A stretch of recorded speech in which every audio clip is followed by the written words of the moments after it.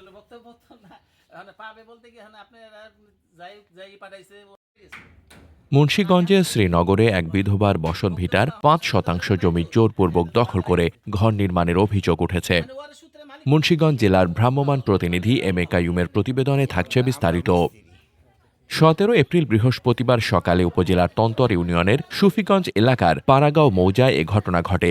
ভুক্তভোগী রোকেয়া বেগম অভিযোগ করে জানান, তার স্বামী মৃত মজিবর শেখ পৈতৃক সূত্রে ওই জমির মালিক ছিলেন, কিন্তু দীর্ঘদিন ধরে তার স্বামীর সৎ ভাই নান্টু শেখ ও ইব্রাহিম শেখ জমি দখলের চেষ্টা চালিয়ে আসছেন।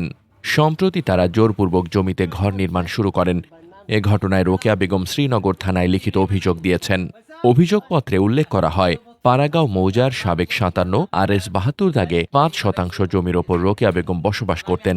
তার দাবি, প্রতিপক্ষ নান্টু শেখ ও ইব্রাহিম শেখ পরিবারের সদস্যরা কোনো বৈধ কাগজপত্র ছাড়াই জমি দখলে নিচ্ছেন এবং সেখানে নির্মাণ কাজ চালিয়ে যাচ্ছেন।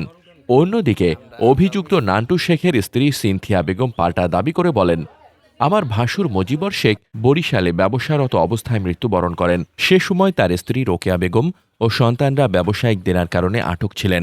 আমার স্বামী ৪ লক্ষ টাকা ঋণ দিয়ে তাদের মুক্ত করেন। পরে রোকেয়া বেগম আমাদের কাছে ২.৫% জমি বিক্রির প্রতিশ্রুতি দিয়ে আরও ২.৫ লক্ষ টাকা নেন।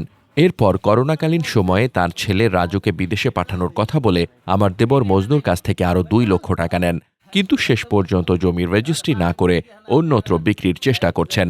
তাই আমরা আমাদের পাওনা রক্ষার্থে ঘর নির্মাণ করেছি। এ বিষয়ে শ্রীনগর থানার ভারপ্রাপ্ত কর্মকর্তা বলেন, লিখিত অভিযোগ পেয়েছি, তদন্ত করে প্রয়োজনীয় আইনানুগ ব্যবস্থা গ্রহণ করা হবে।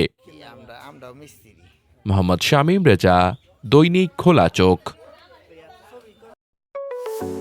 আপনার স্বপ্নের যাত্রা হোক ফ্লাই ইনফিনিটির সাথে।